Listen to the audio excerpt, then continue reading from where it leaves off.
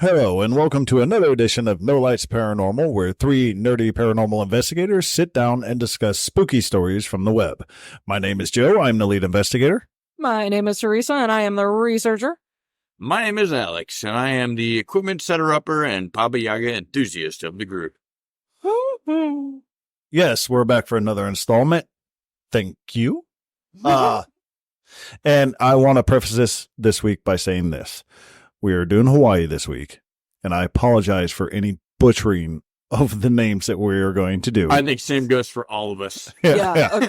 Speaking for the group on this, I'm pretty sure I'm safe at saying it. But yeah, we're going to butcher. We mean no offense whatsoever. It's just, for me personally, the names, it's very hard for my dialect to actually pronounce that. I have no native Pronounce? slang. Yeah, no. Yeah, none whatsoever. True. So yeah, just want to preface it by saying that. So I will, however, also mention, though, that I was blown away researching Hawaii. There is so much. there's a lot. So much from one side of the islands all the way to the other. It's insanity. If I'm being realistic, between their spirituality and actually what you would classify, hard to believe I'm saying this, but actually what you would classify as a standard normal haunting, between that and their spirituality, this literally might be the most haunted place in the U.S. Yeah, it's odd because as I was looking at the stories, it didn't really feel like hauntings. As I was reading them, it felt more like that's just their tradition. Yes. That's both. Yeah. Really. It didn't feel like, oh, my house is haunted like we would do here in the States. Right. It's like, oh, nah, that's just insert Hawaiian name. Right. Yeah, that's what it just seemed it's like. It's insanity. I mean, per capita, they probably have 5 times more spirits than they have living people. Mm-hmm. So, I mean, what I would say to that is between normal hauntings and their island heritage and the fact that a lot of their, migrants that came in were, Far East Asian. Yeah. Mm-hmm. Listen, Japan is big into, the Shinto religion, which is all about relatives and spirituality, really. Yeah. So it kind of very easily intermingles with Hawaiian culture as it is. Yeah. Mm-hmm. It's a lot. Yeah, but it was I don't want to say it was an honor, but it was a pleasure kind of researching these stories. It was like, man, I'm having a good time doing this. Agreed. It definitely was. I actually kind of do think it was a bit of an honor learning about the traditions. Oh yeah. Other than just what I watch on WWE every week. Exactly. Yeah, right. It was definitely, it's a very, very, very spiritual culture, and I learned a lot and I love it. And correct me if I'm wrong, but aren't their dead celebrated over there? I did. To an extent, depends. The research I did, and I actually called one of my cousins because she lives over there, and I asked her boyfriend that, and I believe he did say that. That's pretty awesome. Yes. Hawaii, you can correct us if we're wrong. Please do. Honestly, we'll take it. So I wanted to go over some paranormal events for the month of May, since, we're here. No more birthday month. I know. It's okay. So National Paranormal Day is May 3rd. There is painting. 2 days. Exactly. Painting with a twist. Ghost painting? Is that like ghost writing? I like that in place. North Olmsted. Yep. And it is ghost painting. And they're also doing DIY candles that day, candle making. I already do that. Yes. There is, let's see here, Parapsychon is coming up May, I believe, 17th through the 19th at the Mansfield Reformatory, also known as the Ohio State Reformatory, at 100 Reformatory Road in Mansfield, Ohio. Has that really been a year? Oh, dude, it has. It's already been a whole year. Can you believe it? So, Yep. Here we go again. All right. They're having an overnight paranormal investigation on May 11th, which is a Saturday and Sunday at the Fairfield County Infirmary in Lancaster, Ohio. Tickets still available. Go get them now. They're having a public ghost hunt at the Reformatory on the 11th, which is the weekend prior to kicking off Parapsychon. Let's see here. Gosh, there's so much going on. The Lake County Historical Society in Paynesville is doing Para X on May the 3rd. This is in celebration for National Paranormal Day. Gosh, oh my gosh, there's so much. Landall's Mohican Castle in Loudonville is doing a Ghost Walk and Haunted History tour on the 25th of May. And let's see here, there's the West Virginia Northern Panhandle Paranormal Conference, May 4th. This is not Ohio, this is Wellsburg, West Virginia, which is just over the border. Driving distance for us. Yes. Long driving distance. They're doing ghost hunting at Rogers Mansion all through May. Specifically, you can get onto the team for $40 May 25th. Seance and paranormal investigations at Matlock Ghost Emporium on May 25th. Holy shit, there's a lot of stuff going on. Yeah, apparently it is Ghost Month. 'Tis the season. I know they do a lot of the cons.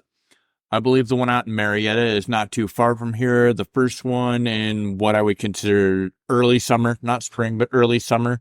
They're starting to do the ones in like Pennhurst and Trans-Allegheny. Like, it's paranormal convention season is what it is. I just had a funny thought run through my head. Excuse me. Much like in life, ghosts don't come out during the winter. So true. So true. Because So- who wants to deal with that? What I will say is any of these cons that are within, I would say, like a 2 to 3 hour drive of Northeast Ohio, if you want to see us there, let us know. No. I mean, chances are good Like- that we can make it happen. Yeah. If Yeah. you give us a good enough heads up, we got time to be there. Yeah, because I'm going to need that. Yep. You tell me you want to chill, we will chill. Yeah. Yeah. So, 'Cause anyway, So yes, on with Hawaii. Hawaii. back to the story, back to Hawaii, the Hawaii. All right, well- amazing place. Yeah, you went first last week. And I say that because you called him out for not going first. So- Even though it's only been like a week or two. Yeah. Whatever. So it's between me and you. Do you want to go first? You want me to go first? I'll go first. Yours is pretty amazing. So All right. yeah. So I'm doing it on the Night Marchers. All right. Pause for just a second because I just want to give the listeners a heads up. Our podcast has moved to the porch. So if you hear cars going by, That's what. technically our porch discussions are what kind of brought this podcast around. So welcome to our world. This is where we talk about weird theories and shit. And if you hear cars, that's just part of it. I just wanted to let them think that we were just sitting out in the street. Totally. In the middle of the road. But yes, again, I preface this by saying apologies if I mispronounce anything. Don't have the dialect in my tongue for this. But I'm doing it on the Hawaiian mythology of the Night Marchers, or spirit ranks, as they're kind of referred to sometimes. And I'm straight reading this out of Wikipedia because I feel like they covered a lot of it. And then what I have to say that my cousin's boyfriend, husband, whatever he was, kind of filled in the blanks. Mm-hmm. But are a deadly ghost of ancient tribal Hawaiian warriors. The Night Marchers are the vanguard of the sacred king, chief, or chiefesses. I knew I was going to mess up that word. Yeah. So on nights honoring the Hawaiian gods, Kane, Kulono, or on the nights of Kanaloa, I believe I'm saying that correctly. Sorry. They're said to come forth from their burial sites, or to rise up from the ocean, and to march in a large group of ancient Hawaiian battle sites or other sacred places. The legend says that the Night Marchers are normal-sized warriors dressed for battle, carrying spears, clubs, and some are beating war drums and blowing tones from the conch shells to announce the advancing of their march. According to myth, they are suspended in air, their feet do not touch water or the ground as they traverse through the night and leave no evidence of their visitation. Now, I will interrupt this by saying that my cousins, we'll call him Mark, because I can't remember his name. He informed me that they actually have found up there, his family has found presents from the Night Marchers. They found some prints that were left, not by the feet, but by the spears. That's really just cool. random holes where they saw them walking. It's very- So yeah, I thought that was kind of interesting as well. They march in darkness after sunset and march as a group continuously until just before sunrise. Anyone living along their path may hear chanting, sounds of a blown... I already read that one? No, I didn't. Sounds of the blown conch shells, and marching noises in the night. The following signs are a foul and musky death-like odor, and torches getting brighter and brighter as the night marchers get closer. Night marchers might appear during the day if they are to escort a dying relative to the spirit world. So again, kind of like an angel of death kind of thing, carrying you to, yeah. Ancient Hawaiian beliefs state that any mortal looking upon or being seen in defiance toward the marchers will die violently. Barriers placed in the path of night marchers will not deter them. Some people maintain that if the mortal lies motionless, face down on the ground, they are showing proper respect, fear, and deference to the night marchers, and they will be spared. Additionally, mortals can avoid harm or death from night marchers by being fortunate to have an ancient ancestor marcher present to recognize them. As they encounter the mortal, they will call out, not even going to say that because I'm going to butcher that, but it means mine in Hawaiian. No one in a warrior possession will actually harm them in that case. Legend says planting a living, like cordyline, shrubs around one home is said to keep away all evil spirits and will cause the hukuapoi to avoid the area. Night marchers are said to walk through houses and with doors and back doors placed in a straight line. So again, you're not interrupting them from their march. They're going to march right through your freaking house. The ceremony and conduct of the march are customized to the taste of the honored warrior leader. A Hawaiian king or chief is known to be fond of music, will be honored with much drumming and chanting. If the king or chief enjoyed peace and quiet, the march would be silent as possible. Further, if the king or chief did not like to walk around much, he would be carried in a sling by warriors. In ancient Hawaiian lore, the laws declared body parts of the king or chief to be sacred and not to be seen by a mortal. The punishment for looking at these parts is always instant death, usually by bolts of intense light or flaming heat originating from several of the warrior's eyes aimed towards the mortal. The violating mortal is incinerated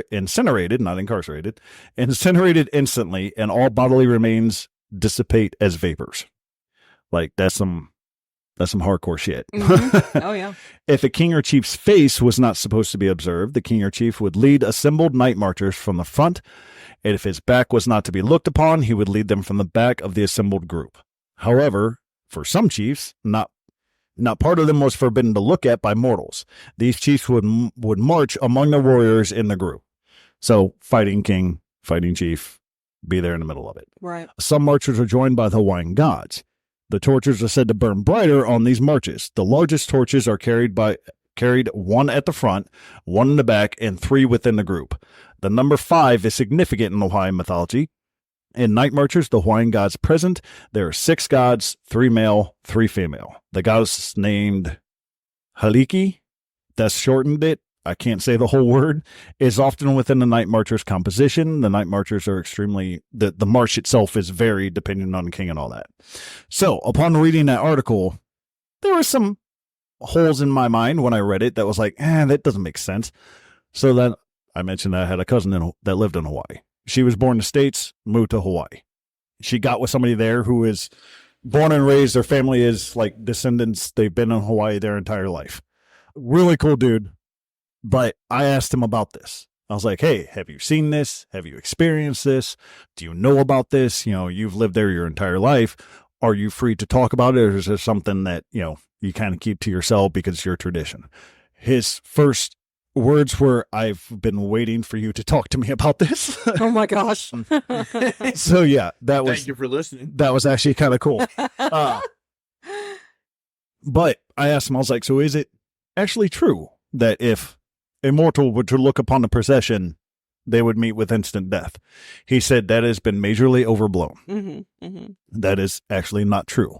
However, if you are there and you're not from the mainland, or not from the island, you're from the mainland, bad things will happen to you. Yeah, you're seen as an outsider. These people didn't differentiate. Yes. They just simply believed that if you were a native, they were protecting you. That was their job. He goes, but you won't die. He goes, that's a myth. Just ill fortune, really. He goes, that was put in there to keep you Americans from coming in and taking our shit. I'm like, Makes sense. That makes sense. All right, I got that. Your flights will get delayed. Your luggage will get Yeah. lost. Yeah. He says, you're going to have some serious misfortune. He goes, but you're not going to die. You might get the flu or something like that. 90-degree weather out there, perfect day, you get the flu. He goes, they're just going to, pardon the expression, they're going to fuck with you. Yeah. I'm like, all right. I was like, so have you actually seen this? He goes, yes. That's awesome. He said they used to have, for the family, nightly rituals. Yeah. On when they knew it was going to happen. They go out there and they'd hold torches and kind of honor them in a way. I can't remember when I read about when they walk. I don't think it was like a full moon, or I can't remember. New moon, maybe? Yeah, somewhere around there, yeah. Yeah. Yeah, it's a seasonal moonlight thing. But yeah, he also said that the whole passing away and they will come take them, says grandfather passed away. He said, and they were all sitting in there, didn't even expect it because they're going through the emotion of a loved family member passing away.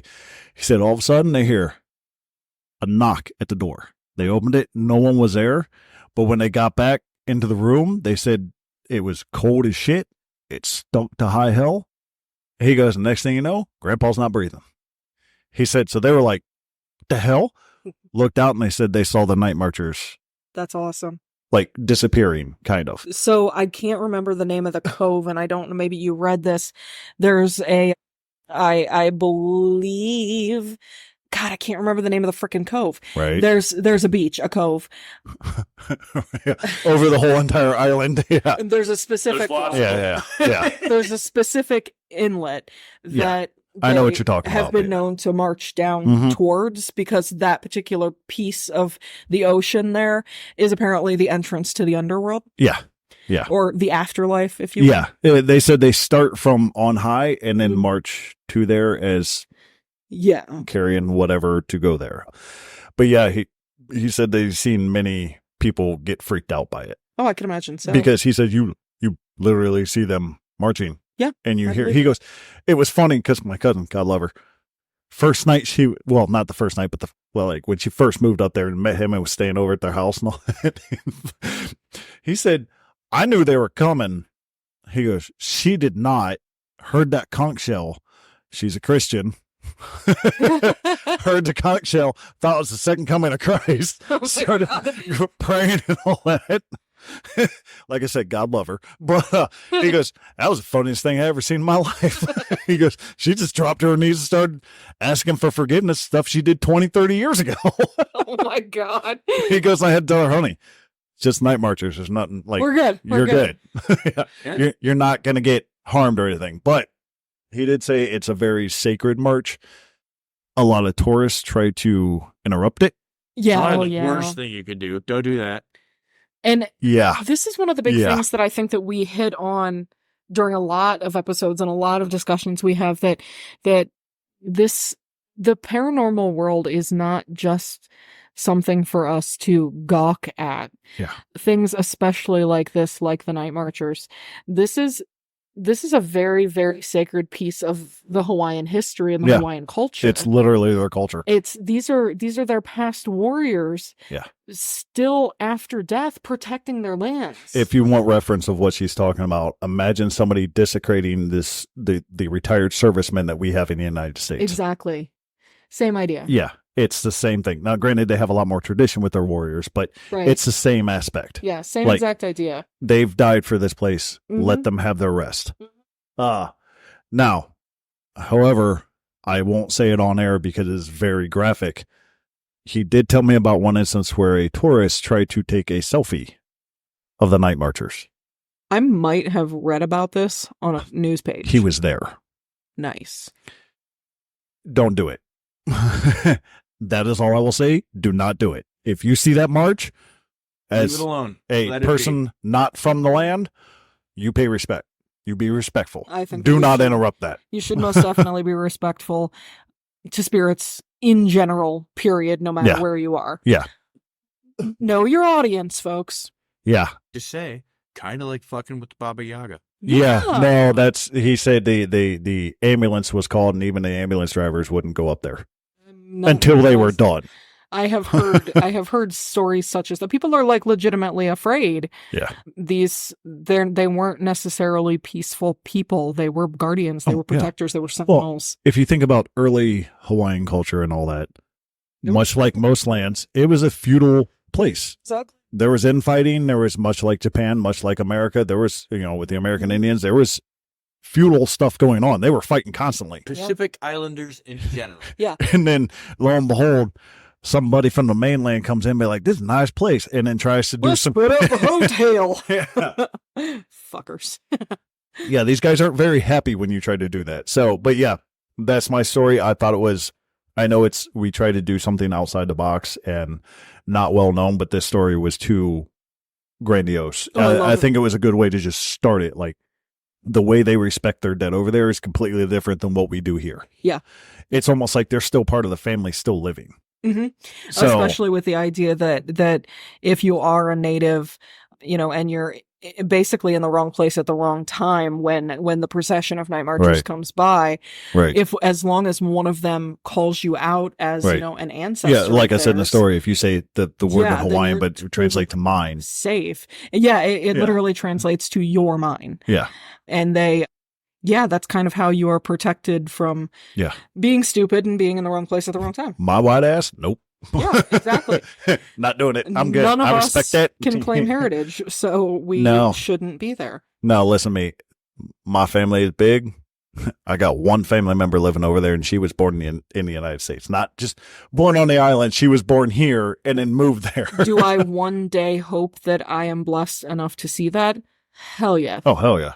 But from a safe distance. From a respectful distance. Yeah. So, but that was the end of my story. He had a lot more to say, but it wasn't on Night Marchers. So That's okay. Yeah. But yeah, thank you for letting me know that information, man. I appreciate it greatly. I know you're listening, so it was great talking to you, man. Hopefully we can do it again. Do wholeheartedly appreciate Hopefully we can that. do it on the podcast. Yeah. Yeah, come talk to us. Tell us about he Hawaii. Doesn't really like coming into the mainland. Well, no, podcast. You do it all online. We'll call Oh, him. yeah. You we don't have could to do come that. here. Yeah, I'll ask him. He can talk to us from his native land. Yeah, I'll ask him one day. We can be like, hey, man, let's do a Hawaii podcast from fucking Hawaii. How cool Yeah. is that? Yeah. Wish we were there. Right? I got a geography teacher from 4th grade that Too has a expensive. restaurant there. Oh, yeah. True. We probably don't make enough money to eat there. Hawaii, that's just one thing. He goes, the only reason why I like coming to the mainland is because it's cheap. I So, like that. It's cheap. but yeah, that's my story. So you guys are go. I love it. I love Yeah, it. listen. I did pre-checks on some of the businesses and whatnot in Hawaii Yeah. for Amazon. Yeah. Apartment rental is... Yeah. These mainlanders have nothing to complain about. No. Even at $1,800 a month. Like, Nope. They've got nothing to complain about. Nope. Because I'm like, 2-bedroom apartment, $6,000 a month. Like, no, I'm out. one bath. Yeah, just to be fair, we all made the jokes, right? Everybody in my department made the jokes. They were like, oh, you're looking for an FQA out there? I'll move to Hawaii. Yeah. No, I saw him come through. Yeah. I was on that joke train until I was like, oh, that's how much rent is? I'm not moving there. Never mind. Well, and two, they'll fix your pay, but they would have to. I don't know if it'd be enough. No. Nah. I was so incredibly in love with the story with that story that had you not taken it upon yourself to do the story as a whole, I actually did put together a small little sort of synopsis of it because I just thought the story really needed. Oh, it is actually pretty cool. Yeah. To be fair, it's like one of the most popular things about. Yeah, and that was my trepidation about doing the story at first. And it's like, no, wait, I actually have inside knowledge on this. Yeah. Let me do this. I know it kind of goes against the norm, but let me do this just to. And again, we say it goes against the norm, but over there, it is every state that we've done. It's something that they know there, but we don't know here. Right. So the cool part is most of the jackasses and those who will not be named, despite their international funding from certain TV channels, that haven't gone to Hawaii. So yeah, so I love the Hobbit. He's probably not welcome in Hawaii. I'm going to be honest. I don't know. At least I hope not. But no, I was enamored by that story. I'm in love with it. I love the culture. To me, it was just so beautiful and so inspiring. And I just truly love that story. Yeah. No, it is a good story. So, but yeah, that's it. Let's see what you guys got. Cool. So do you want to go now or last? Nope, I'm handing it over to Teresa. I went first last time. I'm going to go last this time Groove. because I have a decent-sized story, and I have kind of a mediocre follow-up to that story. I love Okay. it. I love it. Nice. So I have decided to do my story on the haunted Kasha house of Kaimuki, which There I you think you're supposed to say that a lot quicker, like Kiamuki. Anyway. Oh. Sorry, I totally looked up a pronunciation on that one. I hope I didn't fuck it up bad. See, Joe thought he was doing the popular one. You've heard of this one, I know. This is a big one. No, I did not. Oh, this is a big one. This is a big one. This No, is, I meant I didn't think I was doing a popular one. The demon cat, right? Demon Cat. Oh, you didn't read that part? Not yet. Welcome to Porch Talks. So, Shout out to Jack Osborne and his podcast, Ghosts ooh, and Grit. They just covered the demon cat of Kaimuki. Is that what it is? Something like that? Kaimuki. Yep. Told Yep. you we're going to butcher everything. Kaimuki. Anyway. So, You're welcome, Hawaii. We love it. Moving on. we're trying really hard, I swear. You know what? I can guarantee you right now, if there is any Hawaiian listening to this podcast, they're all just laughing their ass off right now. Oh, yeah. Listen to these white, These damn manlanders. listen to these hope white so. people. Come Please on. realize we're not butchering it on purpose. We really, I really am trying to pronounce it correctly. Yeah. So this actually is really interesting because this particular urban legend has got a basis in Japanese Kasha. Kasha is a word literally translated into fire cart, which is a fire cart, not cat, interestingly enough, which is a creature that frequented populated areas where its dietary sustenance consisted of fresh human corpses. According to the lore, these creatures are a type of bakeneko, which I know I said that one right, living among humans under the guise of common house cats. I want to pause you for just a second. I am not going to correct you on pronunciation, so you just go with whatever you say. I know, You okay. can't see me, but I'm shaking my head. You guys are like, yeah, do it. So common house cats. However, they are bipedal, they are larger than most humans, and they are accompanied by the literal flames from hell when they make their advent in the evening during only rainy or stormy weather. It is only during funerals that their true forms are revealed, and as a result, obviously people are freaked out. So what these things do is they rush in, they snatch corpses, and spirit them off to hell for punishment. Akasha will animate a corpse like a puppet or simply eat the corpse as a meal. Generally, they just simply eat them and don't bother puppeting them. All right. Don't play with your food. Exactly. So the origins of Kasha are actually really interesting. So folklore traces the origins back to ancient Japanese mythology, where it's depicted as a malevolent spirit that preys on the souls of the living. The Kasha is believed to manifest during times of great unrest or when debts to the spirit world remain unpaid. Over time, this folklore intertwined with the cultural fabric of Kaimuki, there we go, giving rise to its own unique iteration of the Kasha legend. So, moving on, there's an interesting story here. So in 1942, this was the first reported situation.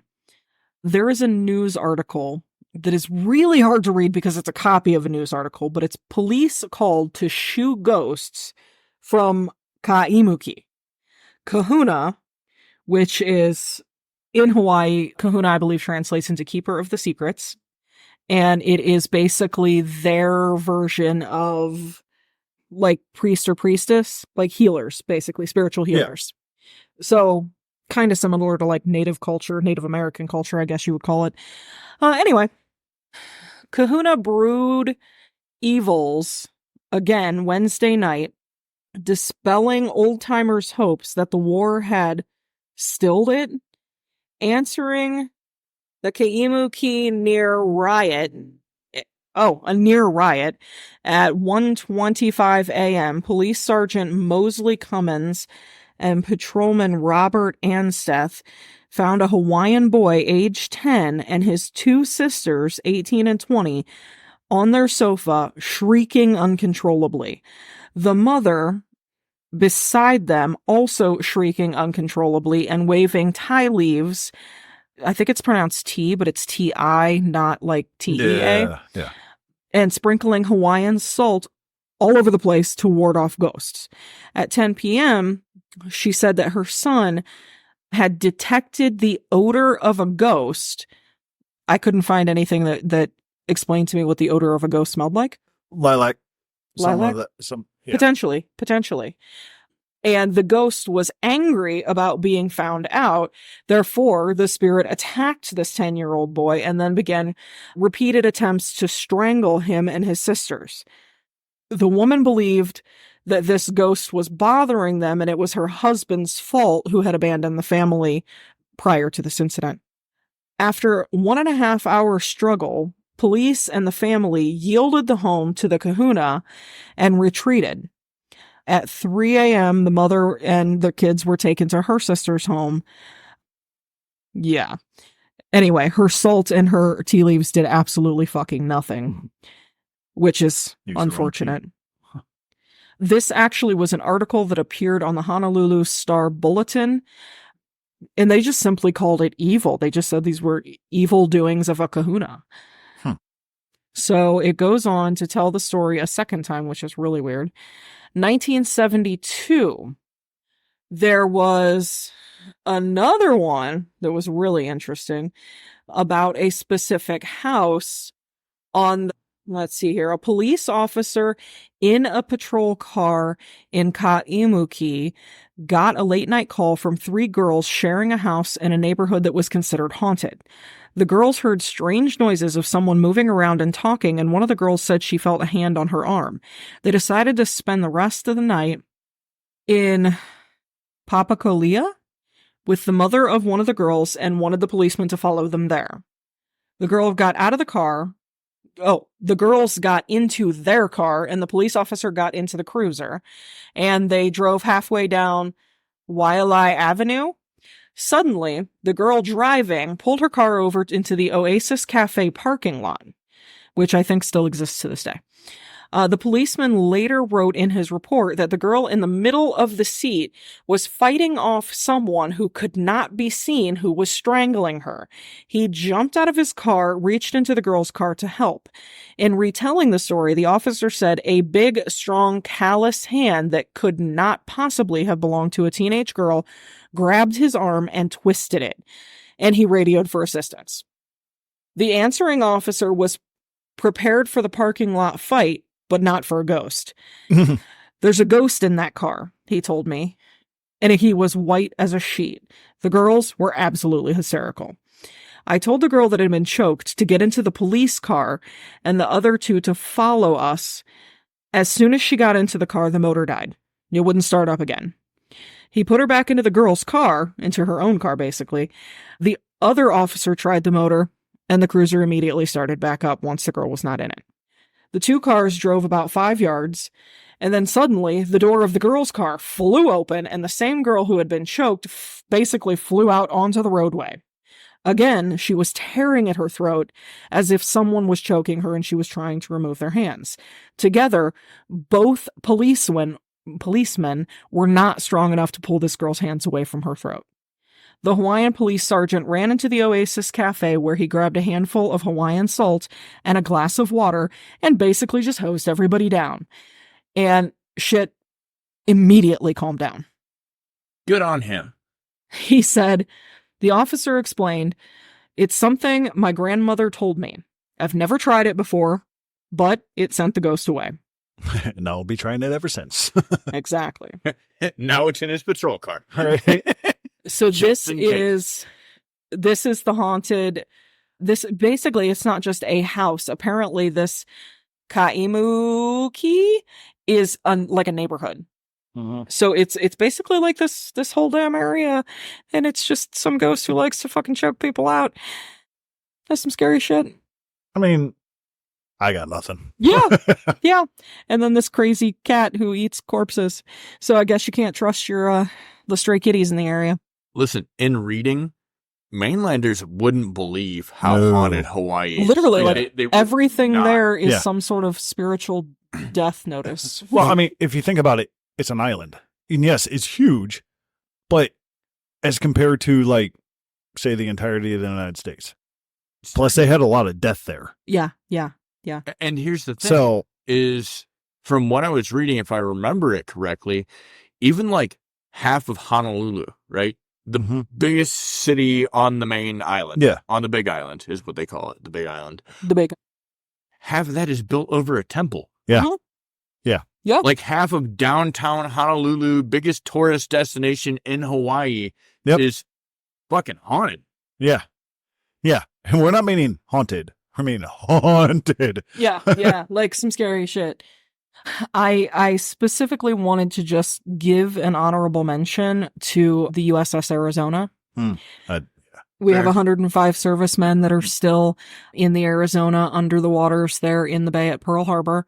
There are very, very frequent sightings Yeah. of not just apparitions, but also unexplained noises, sounds, footsteps, whispers, massive trucks passing my house. I apologize. And even the sound of distant explosions. Mm-hmm. So obviously the bodies were not removed from the ship. It was never raised off of the sea floor. The priority at the time was, salvaging to repair, but the Arizona was not repairable. So Yeah. they simply left it there. Yeah. No, it's a reef, actually, if I think correctly. Parts of it are. Parts Yeah. of it are They've a just reef been now, underwater yes. so long that the Yeah. reef has grown. And Yeah. they've built a structure over top of it so that you can actually walk over and gaze Yeah. down into the water. There is an incredibly famous photo, Hmm. what appears to be a very, very sad face that is sort of Yeah. in the oil slick that covers the surface of the water right there Yep. above the Arizona. Yeah. Incredibly tragic. Yeah. I thought about doing that, and I'm like, that's more like mainlander stuff. And I see Yep. that like I'm friggin' Yeah, no, I definitely don't want to go too far into it, but Yeah. definite honorable mention for the servicemen who are still there with the Arizona. kudos. Absolutely. Now let's hear yours.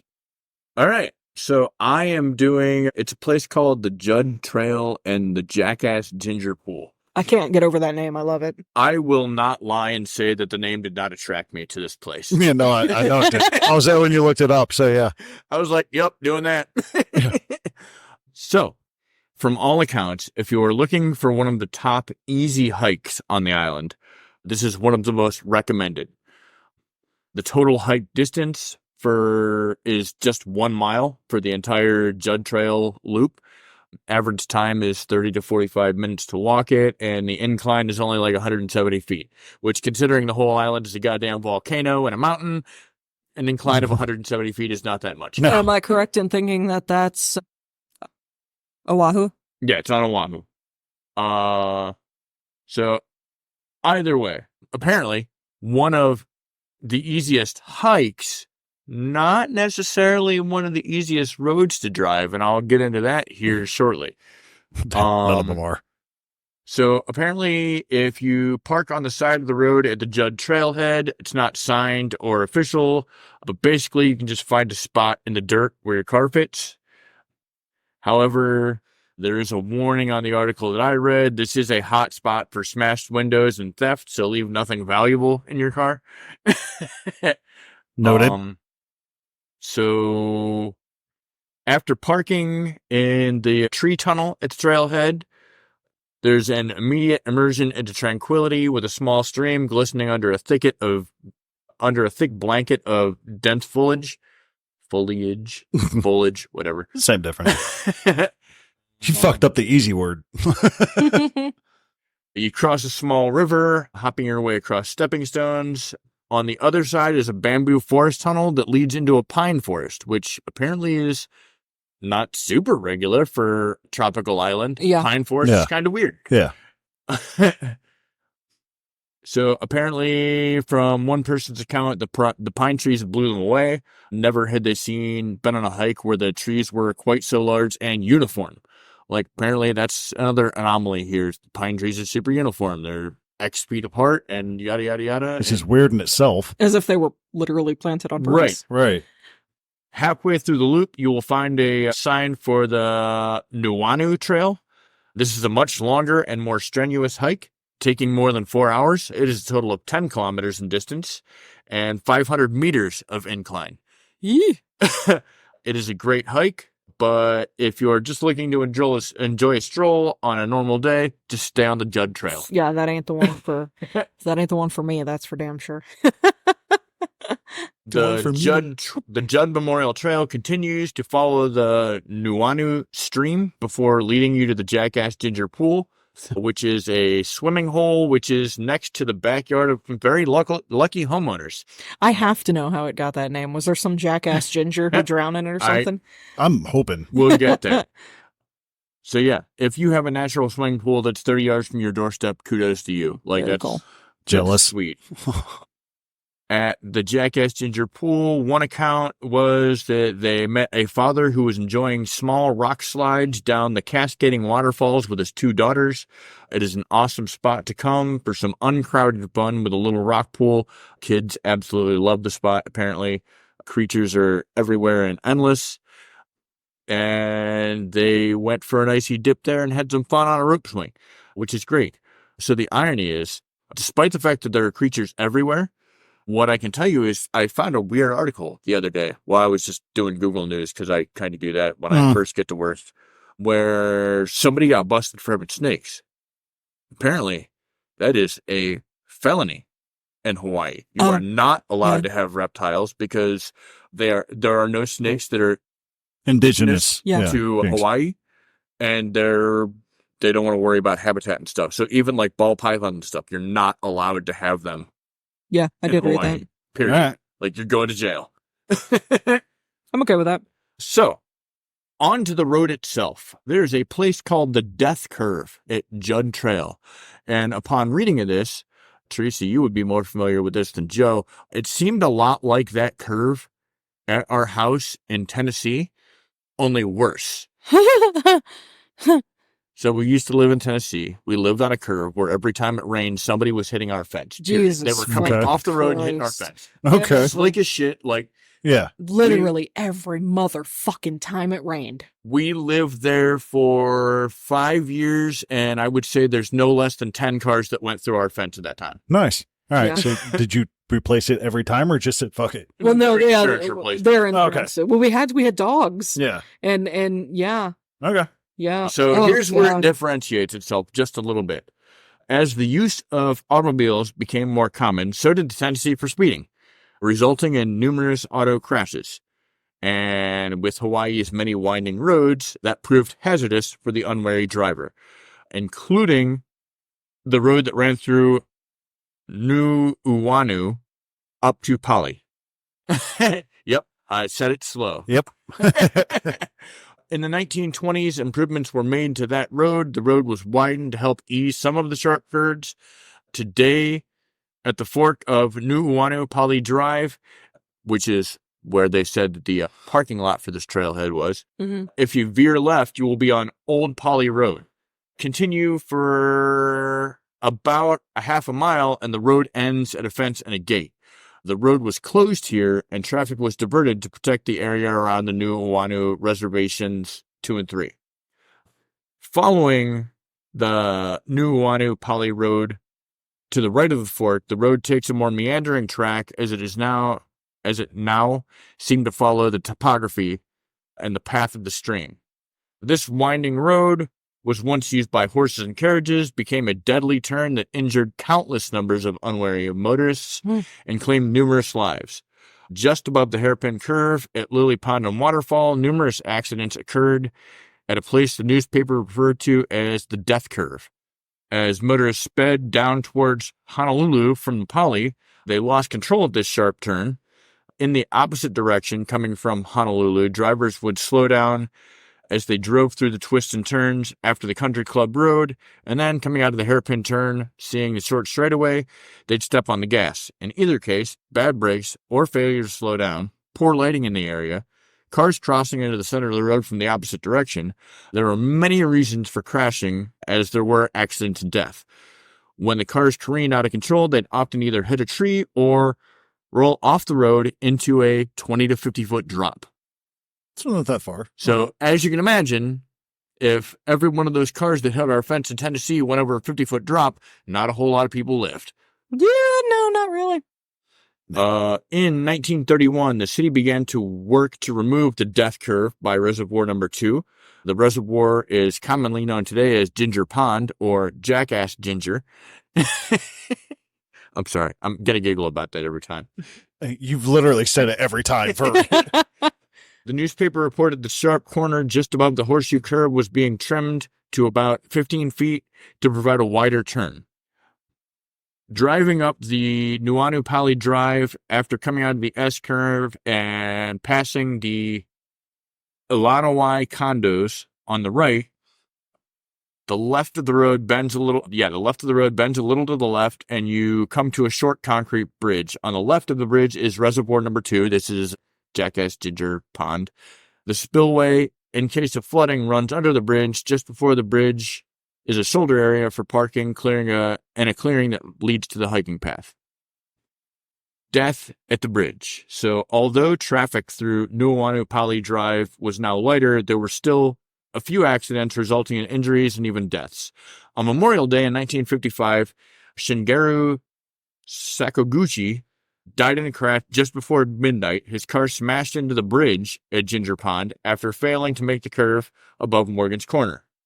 Through our research, there were only 2 incidents that were thought to be suicide in the area, but neither of them were at Morgan's Corner. They were further up the road at, you guessed it, Judd Trail and Jackass Ginger Pond. In June 1991, a badly decomposed body was found hanging from a tree just beyond the falls at Jackass Ginger Pond. The body was thought to be the suicide of a homeless man from Date Street who was recently evicted, but he had been reported disappeared for 3 months before he was found. And that was on the trail itself. In September 13th of 1986, the body of 26-year-old Clayton Toshi was found hanging from the bridge located at Lower Nuuanu Pali Drive near the pond. A cable looped around his neck and tied to the bridge suggested that he might have opted out.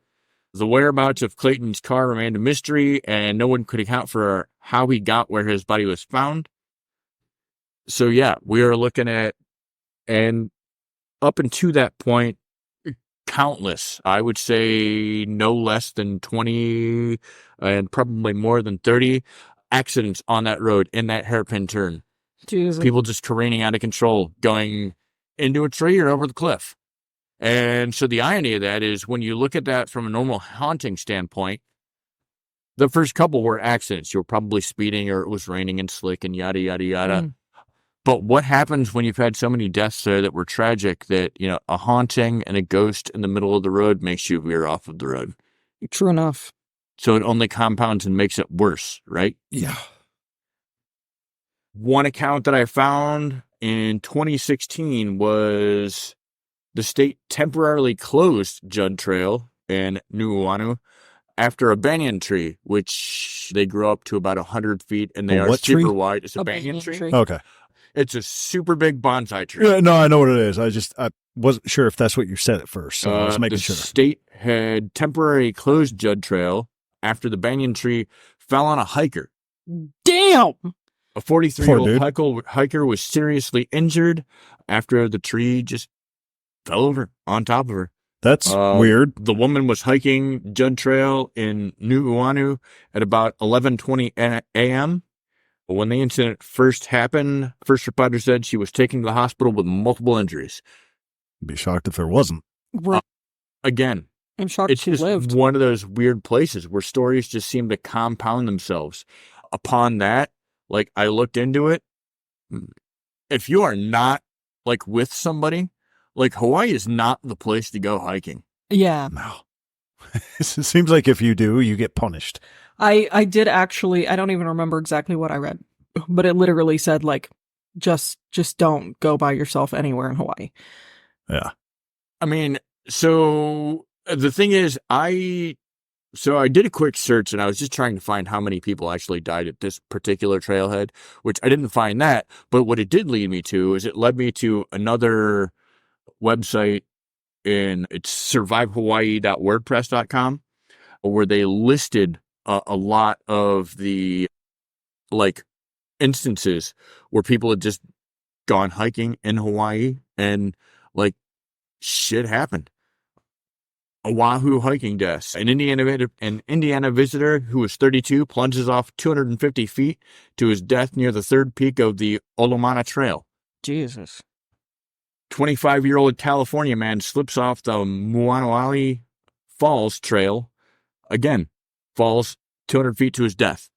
30-year-old missing woman found dead below the Pillbox Trail. Hiker from Pennsylvania, 34, dies after falling 100 feet off of another waterfall. And I could go on, but there's literally like 50 of these things. Like, and all, none of them were old people. Like, all of them seemed like they were able-bodied people. In good and they health, have pictures that were like not out of shape and shouldn't be walking up this trail. Yeah. You know what I mean?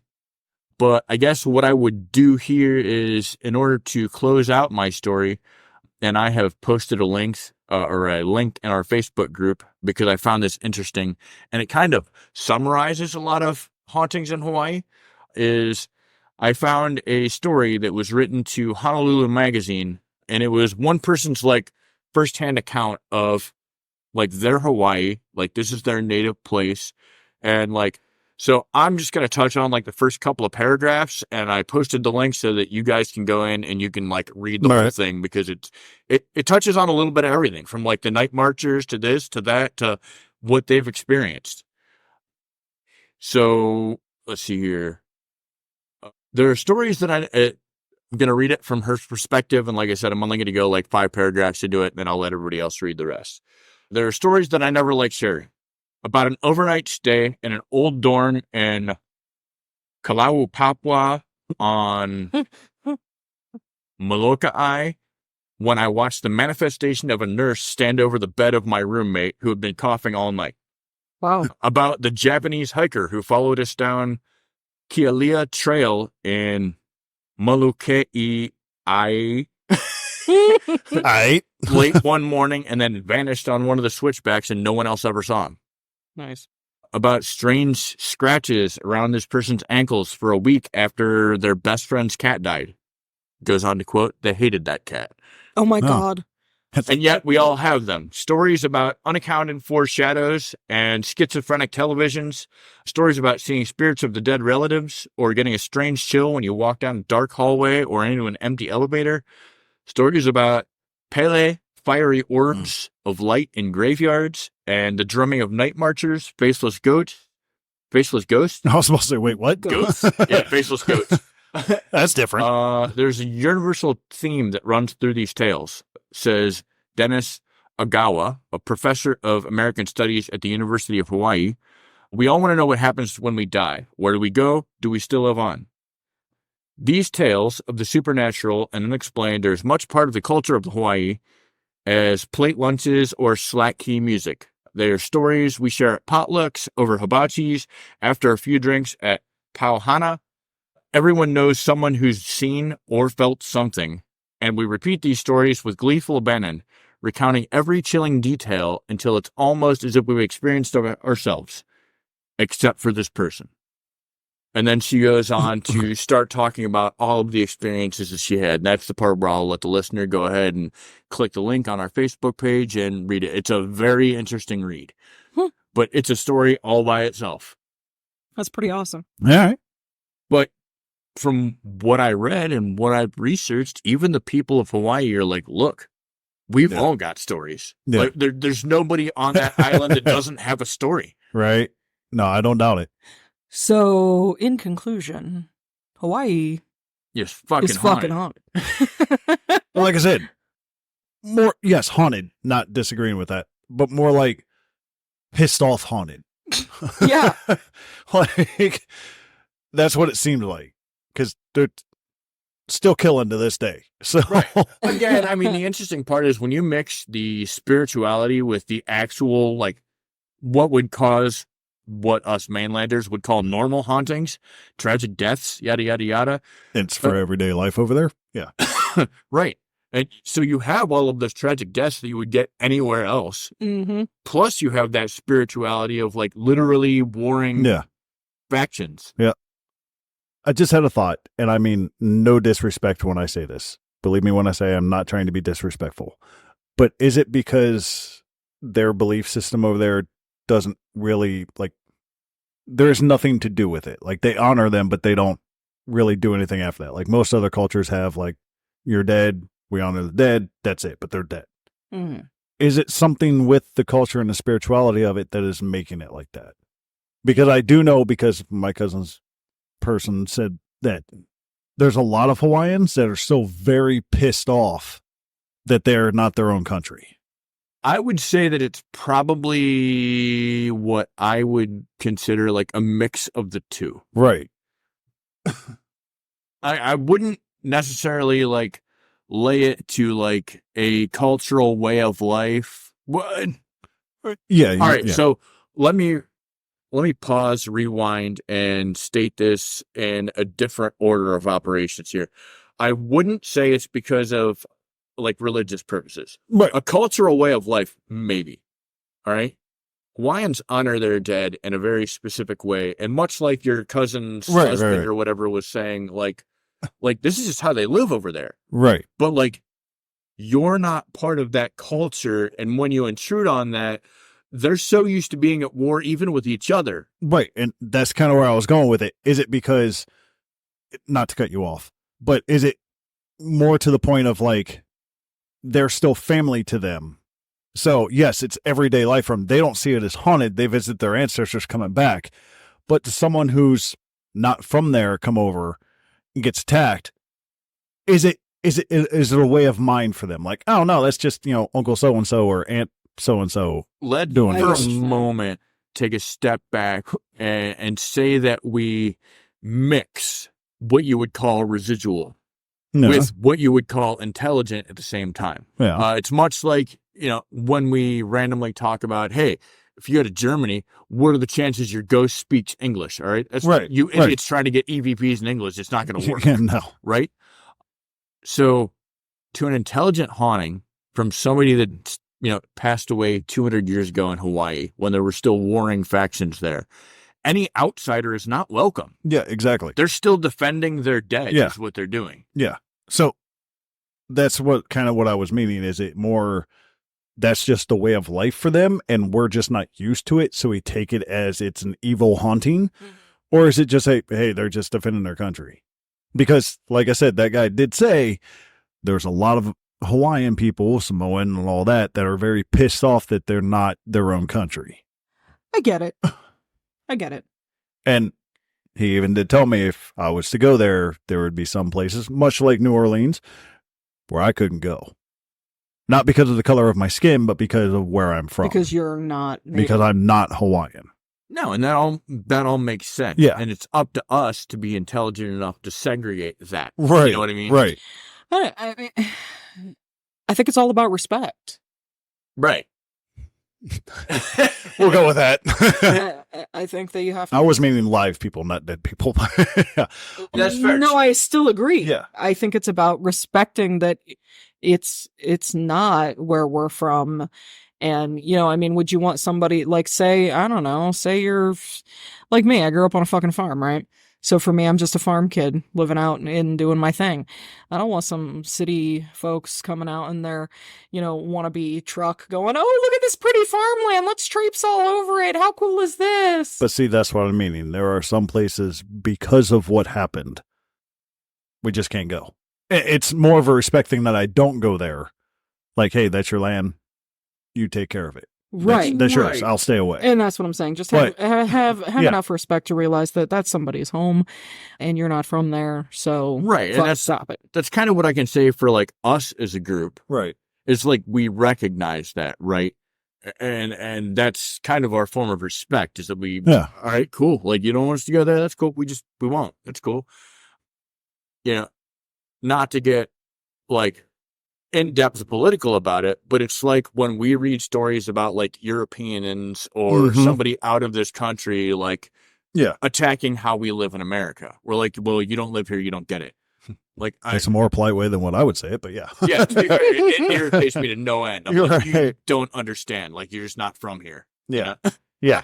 Yeah. So I take that same respect into like other places, period, Mhm. whether it be Hawaii or whether it be a whole different country. Right. Like, no, if you tell me this is the way it is, like I'm going to respect your area's right. wishes. Which, to be fair, that was one of the trepidations I had about doing Hawaii, is because I know it's more of a spiritualism over there than it is like haunting. So it gave me like, this might be some touchy subjects here and there. Like, is it cool for me to actually talk about this? Because we do have to worry about that in this day and age. Sure. So I had some trepidation going into it, like, could I do that? Could I? Yeah, no, I'm not going to touch that. Like stuff like that. I want to believe that there's not really a subject that's off limits as long as you approach it with the respect that it's due. Right. I'll give you that. But I'm not one of those people who gets offended easily, if at all. So as long as someone's not trying to be a jackass, I'm going to be like, okay, cool. You just wanted to learn about it. That's cool. Look at shit as blatant as, like, say, the real story of Dracula, for instance. Vlad. Right? Yeah. And what I mean by that is, about that shit.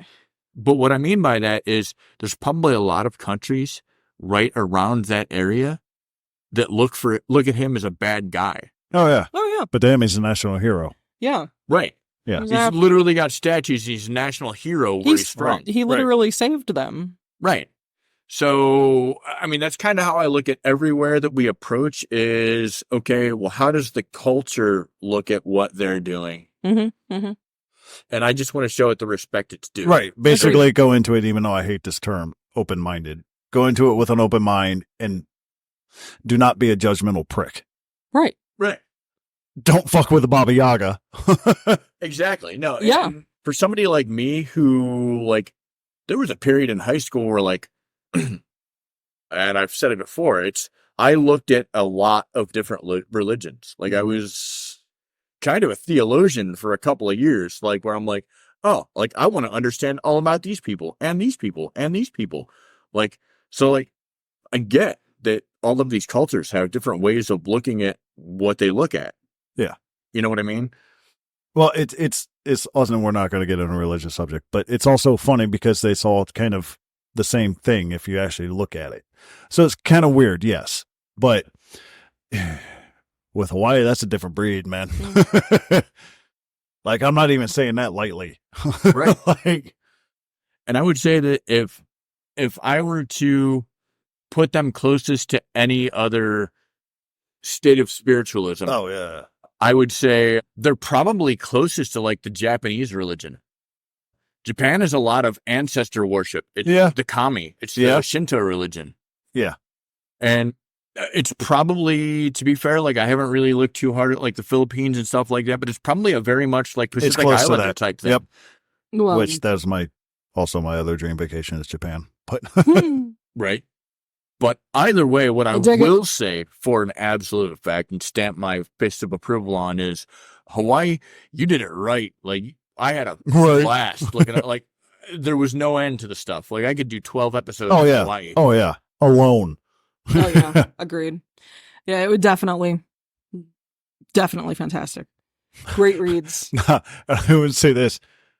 It even, like, when we do a state, once in a while we'll look at a state and we'll see the same stories over and over again. I never saw that with Hawaii. I never saw the same stories over and over and over again. So here's the funny part, right? So I was talking to Teresa about this when we first decided we were going to do Hawaii next, right? And I was like, I'm so used to, like, Googling states and it comes up with, like, a list of the top 10, like, haunted places. Yeah. The first link that Hawaii had was the top 52 places. I'm like, 52? That's a couple. Yeah. Yeah, it was no joke. That's why I'm like, I don't think I'm going to have run into the same stories on this one. Yeah, we would have been hard pressed if we weren't just like, all right, let's just take the low-hanging fruit here. Right. Yeah, low-hanging fruit in this state is still the top tier. So, right? Yeah. Yeah. But yeah, I loved it. It was a great place. Yeah, that was good. Yeah, and one also thing, this is the last thing I'll say about it.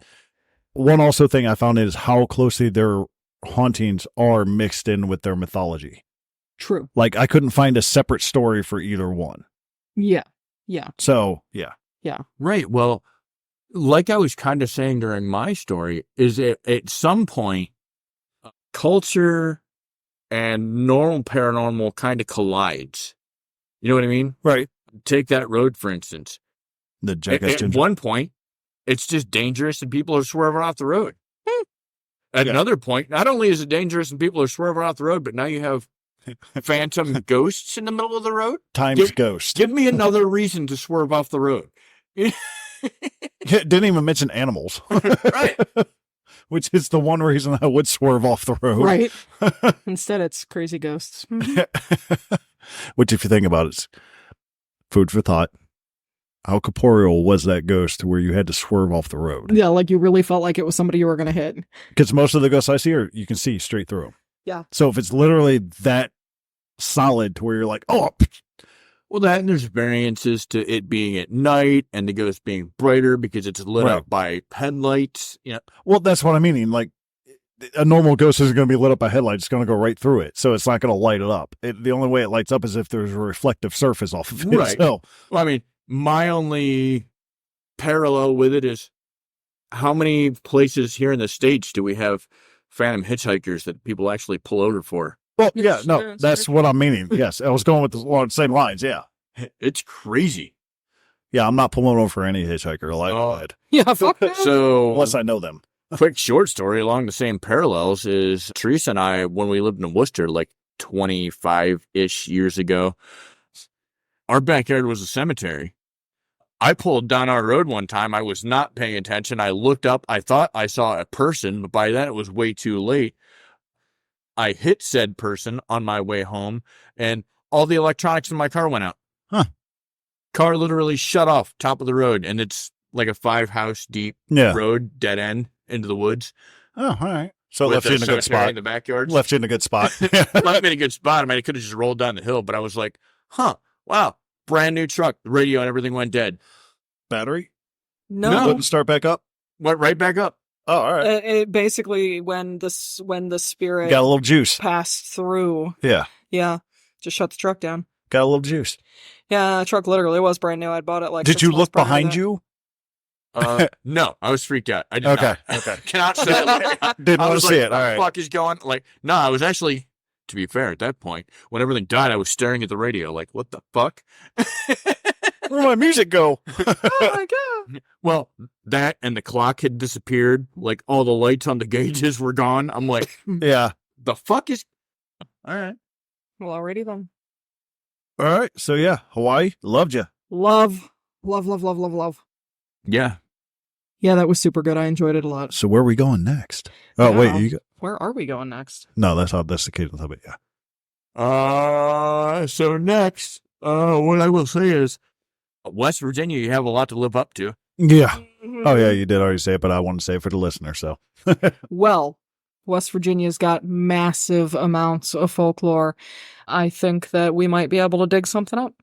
I'm You sure we'll think? dig something up.